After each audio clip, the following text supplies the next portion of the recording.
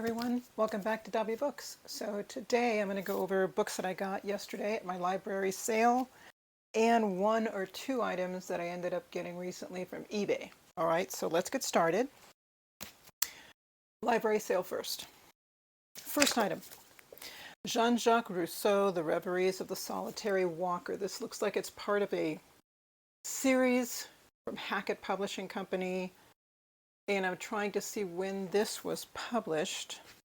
This one was published in 1992. So, and I could tell it is part of a series, but I don't even know if I have anything on Jean-Jacques Rousseau. I've read one of his writings, like a snippet of it. I'd like to read more. I love when I find these little things at the library. They're either 50 cents or $1, because then if I decide I don't like it, it's, you know what I mean? It's not a big deal if I don't like it. Okay, next one I got. White Trash, The 400-Year Untold History of Class in America by Nancy Eisenberg, author of Fallen Founder. This is a Penguin Books publication. Now, I have seen this at the bookstore several times. I tend to hang out in this particular part of the bookstore, social issues, etc. And I thought, gosh, that's interesting. That looks like something I need to read, right? So now I can for just $1. So this ought to prove good. I read other books, for example, not here, Poverty. And I know the author. I'll put it on the screen for you. He wrote a very interesting book on an uncomfortable topic. And I would say the same thing for White Trash. It is, from what I understand, this is a very good book written about an uncomfortable topic. But I think we all need to try to expand our horizons. And this is my effort to do just that. The next one I got is A Separate Peace by John Knowles. This too is a story that I've been hearing about. And it's basically a coming-of-age story. Two teenage boys. They're at a boarding school in New England, and it's during the early years of World War II. And they just have this life-changing experience. So I know this is going to be interesting. I think I'll be reading this fairly soon. We'll see. Next one, Jacob Have I Loved by Katherine Paterson. This is a Newbery Medal winner, so of course I'm adding this to my Newbery Medal shelf. And let me give you a little background here. It says Sarah Louise Bradshaw is sick and tired of her beautiful twin, Caroline. Ever since they were born, Caroline has been the pretty one, the talented one, the better sister. Even now, Caroline seems to take everything. Louise's friends, their parents' love, her dreams for the future. For once in her life, Louise wants to be the special one. But in order to do that, she must first figure out who she is and find a way to make a place for herself outside her sister's shadow. Another coming-of-age book. I love those books. Oh my gosh, I'm 60 years old and I still love to read books like this. So I guess that says something, right? All right, next one. And this is under reference, Socialism 101, a crash course in socialistic political theory. Another uncomfortable topic, but I think it's going to give a brief and complete enough picture of socialism that would be enlightening for me, right? I think we as Americans tend to have a very alarmist view of socialism. We equate it immediately with communism. But, you know, thinking now, coming back from Europe, I was in a lot of like Northern European countries. They're more a socialist democracy. And I saw a lot of good in that. So I think it's very important to try to understand this topic better than what I've been shown in my growing up years here in the United States. So there's that. All right, the next one I got, The Age of Enlightenment. This is another book in a series, because this says Volume 2, an anthology of 18th century texts, edited by Simon Elliott and Beverly Stern. It's an open university set book. I'd love to find the other ones. I don't know if I will, but this is an age in history that I will eventually be approaching in my chronological history studies. And I have read some Enlightenment authors, maybe an essay or part of an essay, liked what I read, intrigued by what I read. I found it interesting enough that I want to know more. So when I get there, I'll have these references. So that'll work out. And lastly, you know how I told you I have the timetables of history thing? There was the timetables of history where you'd look and it would give the year and all the different categories like art, music, politics, etc. and what was happening in history during this particular year in history. I have one for world history, and then recently on one of my previous videos I found one on American history. Well, guess what I found yesterday? Another times tables book, but this one is on the timetables of Jewish history. And I thought, awesome, absolutely awesome. Here in a nutshell, I can see the history of the Jewish people. Something that, again, not being Jewish, I don't know a whole lot about. And I hope what I do know isn't too one-sided. I think it's important to get the best sources that will provide you accurate information, good information. And I think this is a good start. So I'm so happy I found this. I'm going to put this next to my other times tables books. So those are the library thingies for last week, but I think I went earlier. And what I haven't shown you guys are books that I got. There's a couple of books that I got when I was in Europe, and a few more books that I ended up getting on eBay. So let's do the eBay stuff. All right, so let's get the eBay stuff. I purchased Charlie Bone and the Time Twister. I'm collecting the Charlie Bone books. These was a series that my youngest son was reading when he was in middle school. And they're just such cool looking books. I love this. So this is book 2. And I have books 3 and 4. And I don't know if this is a first and first, is it? This is a first and first. That's what I keep trying to find. If I'm going to be collecting some sort of book series, even if it's a kid's book series, for some odd reason, I've got to have a first and first. It just means more to me. Yeah, signed is great too, but that's not the biggest priority for me. I just want to find books in excellent condition, first and first. That makes it special for me. So that was one. The next one I got was Red, White, and Black, The Peoples of Early America. So this covers American history, but rather than focusing on the traditional stuff that we may have grown up reading as kids, which wasn't necessarily bad because that's a story too. For a lot of us, I mean, think of me, I'm in my 60s, right? So I was going to school in the 60s and the 70s. I graduated in 1981. So for those of you familiar with those decades in history, you're familiar with what American history covered for us. And there were a lot of good things, but there were some things that weren't covered adequately or not at all. And this book here covers African American history, Native American history, etc. It's filling in those gaps that we probably didn't even know existed. So this is good. This is the second edition. It's an older edition. I don't know where it's at now, whether it's 3rd, 4th, or 5th edition. But I figure this is a good start. And I think this one was, the second edition was published in, this one's 1982. And I think the current one was maybe sometime after 2020. I could be wrong. Look it up. Another eBay book I got was Uses of Literature by Rita Felski. I've been wanting to get this for a while. The diverse motives and mysteries of why we read are explored in this groundbreaking new work by Rita Felski, challenging many time-worn homilies and theories put forth in contemporary literary criticism. Uses of Literature offers refreshing new insights into the purpose and value of reading literature, proposing that the interaction between reader and literature involves 4 modes of textual engagement: recognition, enchantment, knowledge, and shock. The author bridges the gap between literary theory and common sense beliefs about literature.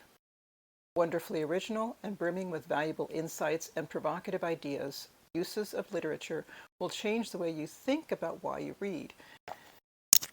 I'd heard more about this. I guess because I had to delve into literary criticism in one of my prior semesters, it really got that ball rolling for me.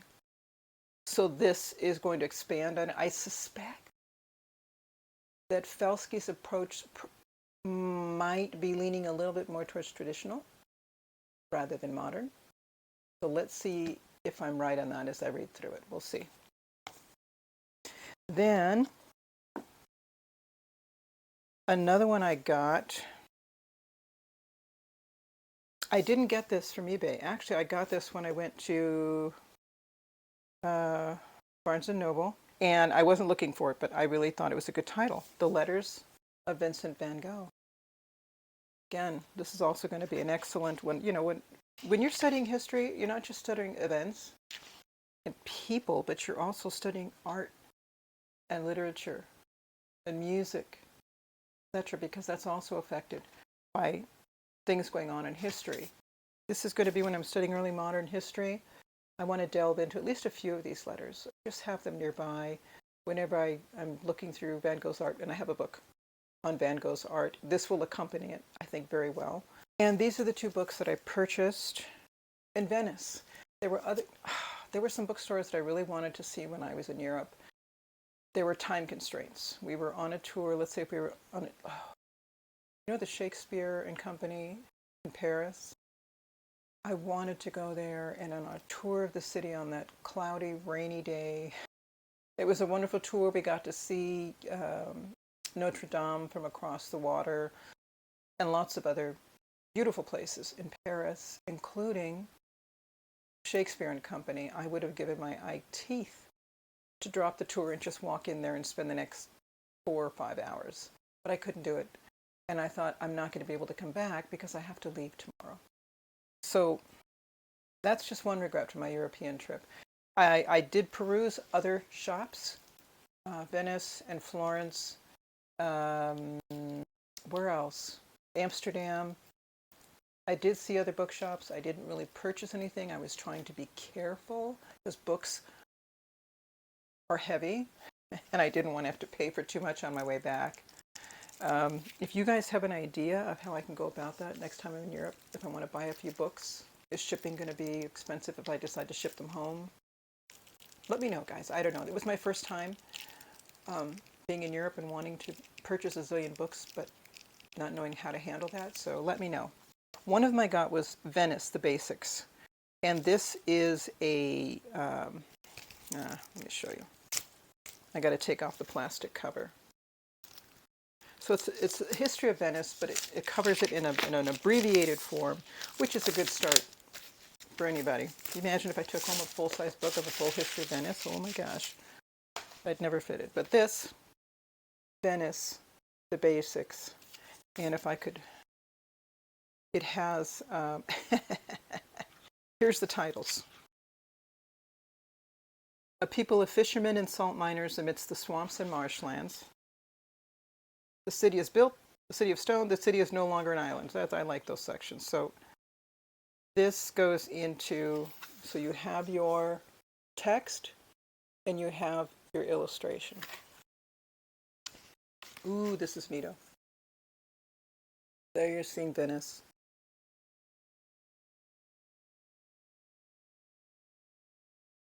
I want to find another. Here's another 2-page spread as you go through history, looking how Venice progresses.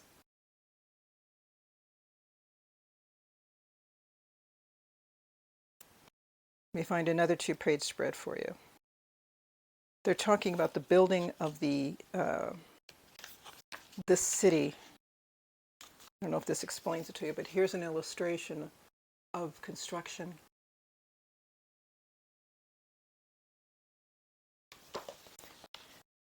And it talks about the wellhead, the pipe, stone slabs. What else can I show you?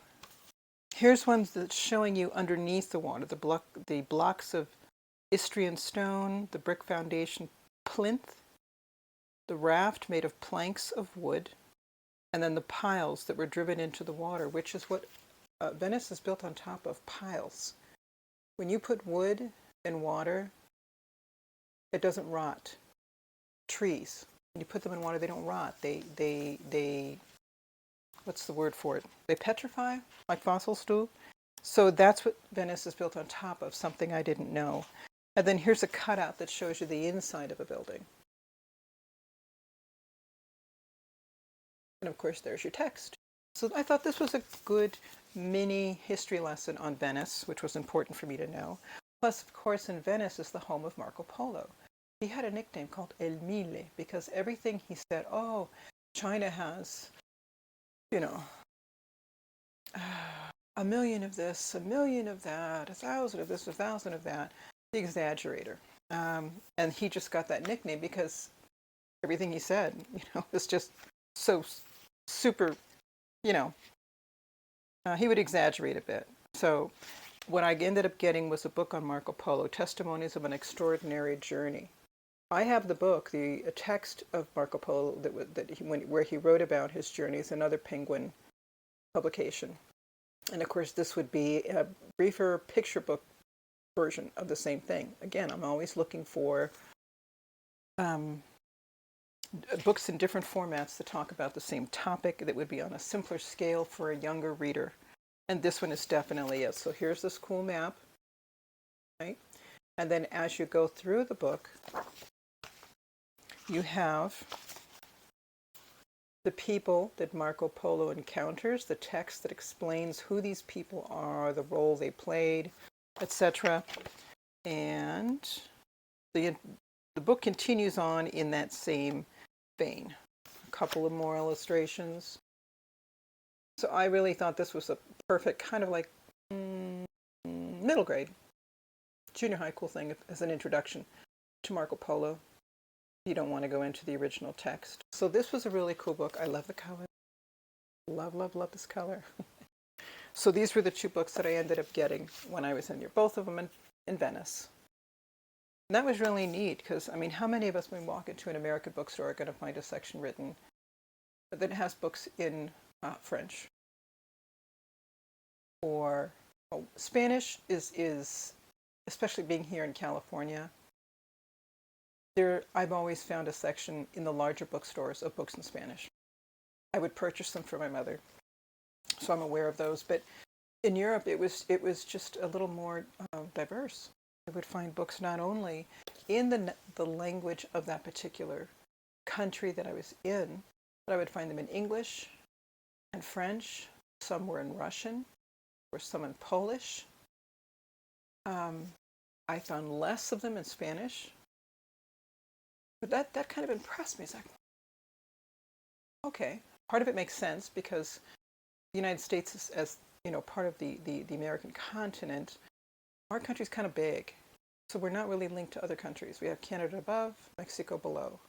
But we have enough, if I may use the word isolation from each one of those countries, that I guess we don't really see the need to have a lot of books in other languages. Whereas in Europe, you're looking at several different countries that are sharing this continent, and there's more crisscrossing of those languages. So I guess, yeah, it makes sense that in Europe, you're going to find bookstores that have multilingual texts. And I thought that was very cool. If I ever moved to, I don't know, Amsterdam or Paris, I wouldn't feel completely left out as a book reader because I'd still be able to find books in my own language. And what's really cool is if I wanted to start exploring other languages, read more French, or perhaps learn, I don't know, Dutch. That'd be some good practice, I would imagine. So that was cool. That's it.